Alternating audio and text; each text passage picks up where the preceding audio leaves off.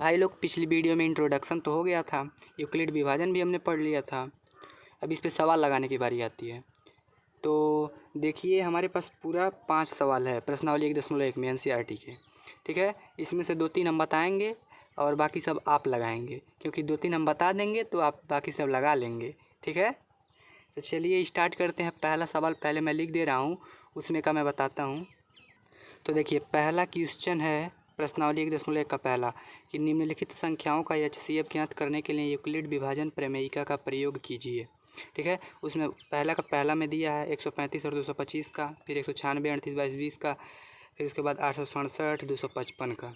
ठीक है, 3 दिया है। इसमें से मैं एक ये वाला बता दे रहा हूँ क्योंकि छोटा है। मान लीजिए हम बड़ा वाला बताते हैं तो थोड़ा समय लगेगा, कॉन्सेप्ट वही है, समय लगेगा, केवल वीडियो ज़्यादा लंबा हो जाएगा, इसलिए मैं ये वाला बता दे रहा हूँ आपको। ठीक है, सेम इसी तरह से ये दोनों लग जाएगा, आप लोग लगा लीजिएगा। एग्जाम्पल में भी 1-2 सवाल उसको भी लगा लीजिएगा, आलसी नहीं। ठीक है, तो चलिए स्टार्ट करते हैं। इसको हम एचसीएफ निकालते हैं यूक्लिड विभाजन प्रमेयिका की सहायता से। तो देखिए, 135 और 225 है। एचसीएफ निकालने के लिए वो भाग वाला विधि तो आप लोग जानते ही होंगे। सबसे पहले काम करते हैं, सबसे पहले उसी तरह से कर लेते हैं, फिर उसके बाद एकदम अच्छी तरह से समझ में आएगा कि यूक्लिड विभाजन प्रमेयिका का प्रयोग कैसे करते हैं। ठीक है, तो चलिए क्या करते हैं, उसमें जो बड़ा रहता है उसको अंदर रखते हैं और फिर जो छोटा रहता है उसको बाहर रखते हैं और फिर भाग की तरह भाग देते जाते हैं। तो देखिए, एक बार में जाएगा 135 से करने 135। ठीक है, 5 में से 5 गया 0, 12 में से 3 गया, 9 3 12। ठीक है, 90 आ गया। और फिर इस वाले को अंदर रखते हैं इधर और फिर जो इससे भाग देते हैं तो एक बार में ये भी जाएगा 90। यहाँ 5 आ गया, 9 4 13 45। फिर अब इससे देखिए, ये 90 वाले को यहाँ रखेंगे अंदर, फिर इससे भाग देते हैं इसमें। ठीक है, तो 45 दूनी 90, 90 आ गया। जब तक यहाँ पर 0 न आ जाए, ठीक है, जब तक कि यहाँ पर 0 न आ जाए, शेष न आ जाए, तब तक भाग जाता ही रहता है। ठीक है, तो यहाँ एचसीएफ हम ये कहते हैं कि इससे 45 वाला हो जाता है, जिससे कट गया है ये। ठीक है, तो ये तो हम लोग जानते ही हैं। अब यूक्लिड विभाजन प्रमेयिका का प्रयोग किस प्रकार किया जाता है, चलिए इसको समझते हैं। तो यूक्लिड विभाजन प्रमेयिका के लिए सबसे पहले एक एक स्टेप लेके चलते हैं। देखिए, सबसे पहले क्या करेंगे, 225 में 135 से भाग देंगे, एक बार में जाएगा 135 नीचे 90 बच गया। ठीक है, इतना हमारा एक स्टेप यहाँ तक हो गया। अब यहाँ यूक्लिड विभाजन प्रमेयिका लगाएंगे। तो यूक्लिड विभाजन प्रमेयिका क्या बात होता है, ए बराबर बी क्यू प्लस आर, जहाँ ये होता है ए, ये होता है बी, ये होता है क्यू, ये होता है आर। पिछली वीडियो देखें तो अच्छी तरह से आप समझ रहे हैं। ठीक है, तो उस आधार पर अगर हम इसको लिखें तो ये है 225 बराबर 135 गुणे 1 प्लस 90। ठीक है, इतना है। अब देखिए, जब तक कि r बराबर 0 ना आ जाए तब तक ये प्रक्रिया चलती रहती है। तो फिर अगला स्टेप हम देखते हैं। तो अगला स्टेप है 90 से भाग देना 135 में, क्योंकि इस वाले को अंदर बना के लिखते हैं। तो एक बार में जाएगा तो 90 आएगा, फिर 45 बचेगा, घटाएंगे तो। ठीक, हाँ, फिर यहाँ पर यूक्लिड विभाजन प्रमेयिका लगा देंगे। यहाँ पे लिख दीजिएगा, यूक्लिड विभाजन प्रमेयिका से 135 बराबर 90 गुणे 1 प्लस 45, ये बराबर बी क्यू प्लस आर। यहाँ अभी आर 0 नहीं आया है, फिर भाग जाएगा, कोई बात नहीं, एक बार और भाग दे लेते हैं, और क्या। तो देखिए, 45 से भाग देंगे फिर 90 में, तो 45 दूनी 90। ठीक है, कट गया, यानी कि आर 0 आ गया। अब देखिए, पुनः लिखिएगा, यूक्लिड विभाजन प्रमेयिका से, देखिए अब यहाँ पर यदि हम लिखेंगे तो 90 बराबर 45 गुणे 2 प्लस, कट गया है यानी कि 0 आ गया है। तो जब r बराबर 0 आ जाए, ठीक है, जब r बराबर 0, तब जो ये b वाला मान होता है, यानी कि जिससे भाग दिया जाता है, ठीक है, वो वाला लास्ट में जिससे भाग दिया जाता है वही मौसा होता है। तब ये एचसीएफ जो होगा क्या होगा, 45 हो जाएगा। ठीक है, सेम इसी तरह से करना है ये तीनों सवाल। ये ऊपर वाला देखिए, तीनों सवाल सेम इसी तरह से करना है। ठीक है, तो उम्मीद कर रहा हूँ अब आपको एकदम अच्छी तरह से समझ में आ गया होगा, कोई दिक्कत वाली बात ही नहीं है। बस यूक्लिड विभाजन प्रमेयिका लगाते लगाते लिखते चले जाइए। ठीक है, चलिए आप आगे बढ़ते हैं, एक और सवाल लेते हैं।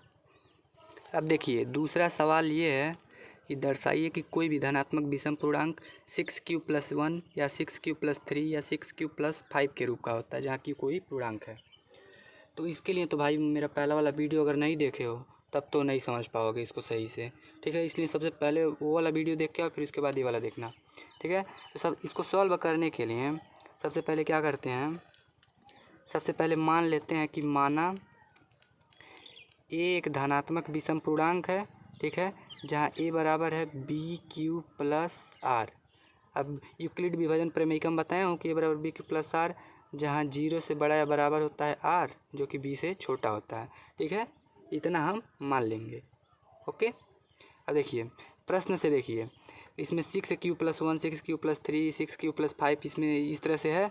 अगर BQ+R से तुलना करें तो देखिए b के जगह सब में 6 है, 6q+5, ठीक है। सब में कॉमन यही है कि सब में 6 है, यानी कि प्रश्नानुसार हमको क्या मिल रहा है, प्रश्नानुसार ये मिल रहा है कि b का मान 6 है, ठीक है। तब हम क्या लिख सकते हैं, a बराबर 6q+R, ठीक। अब देखिए यहाँ से r का मान क्या हो सकता है, यहाँ पर हम लोग ये प्रतिबंध लिखे हैं कि r का मान b से छोटा होता है तथा 0 के बराबर होता है या 0 से बड़ा हो सकता है। तो जब b 6 है तब r का मान क्या क्या हो सकता है, देखिए यहाँ पे 0 के बराबर और 0 से बड़ा होगा लेकिन b वाले से छोटा होगा। तो 0 के बराबर या 0 से बड़ा होगा, 1 2 3 4 अब 5, लेकिन 6 से छोटा होगा। तो 1 से 5 तक हो जाएगा, 0 1 2 3 4 5 6, ठीक। अब देखिए विषम धनात्मक पूर्णांक की बात की गई है, ठीक है। हम मैं आपको बताया था अगर यहाँ पे से देखेंगे अगर b सम संख्या है तो r बराबर सम संख्या, तब तो ये जो है सम संख्या को प्रदर्शित करेगा। लेकिन अगर r बराबर विषम संख्या तब ये विषम संख्या को प्रदर्शित करेगा, याद कीजिएगा वो वाला, ठीक है। तो उसी से लगेगा। तो यहाँ चूँकि हमको a बराबर विषम संख्या है, ठीक है, विषम संख्या ज्ञात करना है, इसलिए हम r का मान क्या लेंगे, विषम मान लेंगे, 1 लेंगे 3 लेंगे 5 लेंगे, ठीक है। तब अब r के जगह एक बार 1 एक बार 3 एक बार 5 रखते जाइए तो a बराबर क्या मिल जाएगा हमको, 6q+1 एक जगह है। और फिर a बराबर अगर r बराबर 3 रखते हैं तो 6q+3, अगर 5 रखते हैं तो a बराबर 6q+5 आ गया कि नहीं, तीनों वाला। देखिए क्वेश्चन में 6q+1 6q+3 6q+5 आ गया ना। अतः कोई भी धनात्मक विषम पूर्णांक हो उसे 6q+1 6q+3 या 6q+5 के रूप में लिखा जा सकता है जहाँ की कोई पूर्णांक है, ठीक है। तो यहाँ कंक्लूजन लिख दीजिएगा आप लोग, मैं लिख दे रहा हूँ इसको पॉज करके। देखिए अर्थात कोई भी धनात्मक विषम पूर्णांक 6q+1 6q+3 या 6q+5 के रूप का होता है। बस ये सॉल्व हो गया। उम्मीद कर रहा हूँ ये आसान है यार, एकदम समझ में आ गया होगा आप लोगों को। अब चलिए बढ़ते हैं अगले सवाल पर। देखिए चौथा सवाल हम लिए हैं, तीसरा सवाल आसान है यार, HCF निकालना है, यही वाला है ना, किसी परेड में 616 सदस्यों की एक सेना, यही वाला। तो इसमें दोनों का HCF निकाल दीजिएगा, बस हो जाएगा, ठीक है। तो चौथा सवाल है कि यूक्लिड विभाजन का प्रयोग करके दर्शाइए कि धनात्मक पूर्णांक का वर्ग किसी पूर्णांक m के लिए 3m या 3m+1 के रूप का होता है। कुछ लोग तो इसे देखेंगे कहेंगे भाई बहुत कठिन है। भैया तुम्हारे लिए बता रहा हूँ, क्यों थक रहे हो यार, जब हम हैं तो क्यों परेशान हो रहे हो, एकदम आसानी से इसको समझेंगे, ठीक है। तो चलो एकदम देखो केवल।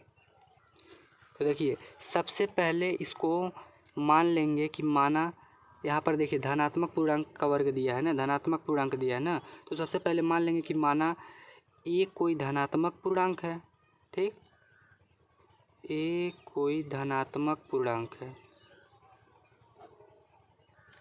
जहाँ a बराबर क्या होता है, यूक्लिड विभाजन प्रमेय का पहले डायरेक्ट लिख लीजिए, ठीक है। और r का मान 0 के बराबर या 0 से बड़ा होता है लेकिन b से छोटा होता है। इतना तो हो जाएगा कि सबसे पहले जो दिया गया धनात्मक पूर्णांक दिया गया है, ठीक है। तो a को धनात्मक पूर्णांक मान लीजिए, a बराबर BQ+R, जहाँ r जो है इस वाला एक कंडीशन होता है, ठीक है। इतना तो अब आपको समझ में आ रहा होगा। अब देखिए प्रश्न में देखिए क्या है, प्रश्न में 3m या 3m+1 दिया गया है। अगर इससे तुलना करें तो b के जगह 3 है कि नहीं है, इसे 3m+1 3m+0 लिख सकते हैं, इसे 3m+1 होगा। तो अगर इससे से तुलना करें तो b के जगह 3 है कि नहीं है ना। तो यहाँ प्रश्नानुसार b का मान हमको क्या मिल गया, 3 मिल गया, तो प्रश्नानुसार b इज इक्वल टू 3। अब अगर रख दें इसमें तो a is equal to 3q plus R हुआ। ठीक है, तो अब देखिए r का मान जो है b से छोटा होगा, प्रतिबंध है r का मान b से छोटा होगा लेकिन 0 के बराबर या 0 से बड़ा होगा। तब यहाँ r का मान क्या क्या हो सकता है, r का मान हो सकता है 0 हो सकता है, 1 हो सकता है, 2 हो सकता है, क्योंकि b से छोटा होना चाहिए, b यानी कि 3। ठीक है, उम्मीद कर रहा हूँ समझ में आ रहा होगा, एकदम आसान है यार, तुम लोग झूठे परेशान होते हो। अब देखिए बारी बारी से r का मान 0 रख दीजिए पहले, फिर दूसरे में r का मान 1 रख दीजिए यहाँ पे, फिर तीसरे में r का मान 2, बस यही करना है। तो सबसे पहले r बराबर 0 रखने पर, ठीक है, तो देखिए a बराबर है 3q प्लस r के जगह 0 रखेंगे 0। ठीक है, तो a बराबर 3q हो जा रहा है। यहाँ तक तो हो गया। अब देखिए प्रश्न में देखिए एक चीज़ और कह रहा है कि धनात्मक पूर्णांक का वर्ग कह रहा है, वर्ग यानी कि होल स्क्वायर। ठीक है, तो इसको आप ध्यान जरूर रखिएगा। तो यहाँ तो हम a को धनात्मक पूर्णांक माने हैं जो कि 3q के बराबर आ गया यहाँ पे। ठीक है, जब r बराबर 0 रखा गया, लेकिन धनात्मक पूर्णांक का वर्ग कह रहा है तो दोनों पक्षों का वर्ग कर दीजिए। दोनों पक्षों का वर्ग करने पर, दोनों पक्षों का वर्ग करने पर, तो दोनों पक्षों का वर्ग करेंगे तो a का वर्ग हो जाएगा यानी कि a स्क्वायर, फिर 3q का वर्ग हो जाएगा। ठीक, तो इसको लिखेंगे a square is equal to 3 का वर्ग करेंगे 3 3 का 9 और q का q स्क्वायर हो जाएगा। अब देखिए पहले हमें 3m के फॉर्म में चेंज करना है ना, तो a स्क्वायर, अब इसमें देखिए 3 कॉमन मिल जाएगा, बिल्कुल मिल जाएगा यार, 3q स्क्वायर बचा। देखिए अगले में क्या करते हैं, जब इतना हो गया ना तो इसके बराबर हमको m लिख देना। ठीक है, तो 3m हो गया, जहाँ यहाँ पे दर्शा दीजिएगा कि m बराबर जो है 3q स्क्वायर। बस यही करना है। सबसे पहले यहाँ पर दोनों पक्षों का वर्ग करेंगे। ठीक है, जब दोनों पक्षों का वर्ग हो जाएगा तो यहाँ कुछ हमको इस तरह से मिलेगा कि a स्क्वायर बराबर 9q स्क्वायर, दोनों में 3 कॉमन ले लेंगे क्योंकि 3m के रूप में हमें लिखना है। ठीक है, तो जो ये मान प्राप्त हुआ इसको m के बराबर लिख देंगे, तो a स्क्वायर बराबर 3m मिल गया कि नहीं मिल गया, मिल गया ना। तो देखिए अब इसको हम एक्सप्लेन कैसे करेंगे। a को हम धनात्मक पूर्णांक माने हैं, तो ये धनात्मक पूर्णांक का वर्ग जो है 3m के रूप में हमको प्राप्त हो गया ना। एक बार प्रश्न पढ़िएगा फिर उसके साथ मिलाइएगा। धनात्मक पूर्णांक का वर्ग हमको 3m के रूप में प्राप्त हो गया। अब हम 3m + 1 वाला करने वाले हैं। ठीक है, यहाँ देखिए r बराबर हम लोग 0 रख चुके हैं, बच रहा है 1 और 2, तो r बराबर अब 1 रख दीजिए। ठीक है, r बराबर 1 रखने पर, जब r बराबर 1 रखेंगे तो क्या आ जाएगा, a बराबर 3q + 1। फिर ये धनात्मक पूर्णांक हमको मिला है इसका मान, तो धनात्मक पूर्णांक का वर्ग कह रहा है तो दोनों पक्षों का वर्ग कर दीजिए। दोनों पक्षों का वर्ग करने पर, ठीक है, तो ये हो जाएगा a स्क्वायर, यहाँ 3q + 1 का होल स्क्वायर। अब देखिए a स्क्वायर बराबर, देखिए a + b के होल स्क्वायर वाला फार्मूला है, ये आप लोग पढ़े होंगे। 3 3 9, a स्क्वायर होता है तो 3 3 9q square plus b square यानी कि 1 1 का स्क्वायर 1, फिर प्लस 2ab यानी कि 3 दूनी 6q। अब देखिए q वाले के एक पास लिख लीजिए, तो a square is equal to 9q square plus 6q + 1। अब देखिए इन दोनों में 3 कॉमन मिलेगा कि नहीं, बिल्कुल मिलेगा यार। तो यहाँ a square is equal to 3 common लेंगे तो क्या बचेगा, q square 3q square plus 2q, यहाँ बच गया +1। अब देखिए इसके बराबर यदि हम m लिख दें तो 3m + 1 मिल जाएगा कि नहीं, तो a स्क्वायर बराबर 3m + 1, जहाँ m किसके बराबर हम लिखे हैं, 3q स्क्वायर प्लस 2q के। ठीक है, तो अब उम्मीद कर रहा हूँ इतना तो आपको समझ में आ गया होगा।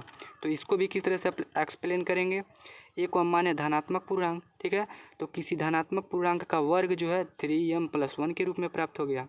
तो क्वेश्चन में हमको क्या कह रहा है कि यूक्लिड विभाजन प्रमेयिका की प्रयोग से हमें सिद्ध करना है कि किसी धनात्मक पूर्णांक का वर्ग किसी पूर्णांक m के लिए 3m + 1 के रूप का होता है। तो यहाँ पर हम लोग रखते रखते पहले तो यहाँ प्रूफ कर दिए हैं कि धनात्मक पूर्णांक का वर्ग 3m के रूप में होता है। फिर आगे चल के यहाँ पर प्रूफ किए हैं कि धनात्मक पूर्णांक का वर्ग 3m + 1 के रूप का होता है। ठीक है, तो हम लोग प्रूफ कर दिए हैं। अगर आप r = 2 रखना चाहते हैं तब भी रख के करेंगे तो ये शायद यही वाला आएगा। ठीक है, ये वाला या तो ये वाला ऊपर वाला। ठीक है, इन्हीं दोनों में से कोई आना है। तो ये सवाल हमारा सॉल्व हो गया है। अब यहाँ स्टेटमेंट जो लिखना है, कंक्लूजन, उसको लिख दे रहा हूँ। तो देखिए कंक्लूजन ये लिखेंगे कि किसी धनात्मक पूर्णांक का वर्ग किसी पूर्णांक m के लिए 3m या 3m + 1 के रूप का होता है। तो बस सॉल्व करने में थोड़ा सा बड़ा है लेकिन इजी है यार। r = 0 r = 1 रख के करना है बस, और कुछ नहीं करना है। फिर बाद में कॉमन लेते लेते वही प्राप्त हो जाएगा। अब देखिए जो 5वां सवाल है उसमें घन कहता है। जैसे यहाँ धनात्मक पूर्णांक का वर्ग बोले हम ना, मतलब क्वेश्चन में लिखा गया है, यहाँ पे धनात्मक पूर्णांक का वर्ग लिखा गया है, लेकिन जो 5वां क्वेश्चन है उसमें धनात्मक पूर्णांक का घन कह रहा है। ठीक है, तो देखिए इसको कैसे सॉल्व करेंगे, सेम यही सब प्रोसेस रहेगा। ठीक, सेम यहाँ पर जब हम किए हैं तो देखिए a = धनात्मक पूर्णांक माने हैं, और क्वेश्चन में कहा था कि धनात्मक पूर्णांक का वर्ग। ठीक है, लेकिन अगले वाले क्वेश्चन में धनात्मक पूर्णांक का घन कहेगा। ठीक है, तो यहाँ पे जो है दोनों पक्षों का वर्ग न करके घन कर देंगे। ठीक है, तो a³ जो भी उसमें रहेगा उसमें शायद कितना है, हाँ 9 है, तो शायद 9q मिलेगा आपको, तो 9q का होल क्यू कर देंगे इस तरह से। तो आगे फिर यहाँ पे देखिए, यहाँ पे वर्ग किए हम लोग, यहाँ पे वो भी घन कर दीजिएगा, सॉल्व हो जाएगा। ठीक है, तो उम्मीद कर रहा हूँ वो आप लगा लेंगे। अब भाई ऐसा मत कहना यार कि छोटे छोटे सवाल को बस बता दे रहा है और जवान नहीं बता रहा है। नहीं यार, ऐसी बात नहीं है। मतलब सॉल्व नहीं हो पाएगा तो बोल देना, मैं बता दूँगा, उसमें क्या है। ठीक है, लेकिन वीडियो देख रहे हो कितना लंबा हो जा रहा है, 17-18 मिनट का हो जा रहा है। तो चलो मिलते हैं अगले वीडियो में नए टॉपिक के साथ, जो कि हमारा अगला होगा। ठीक है, तब तक के लिए बाय बाय।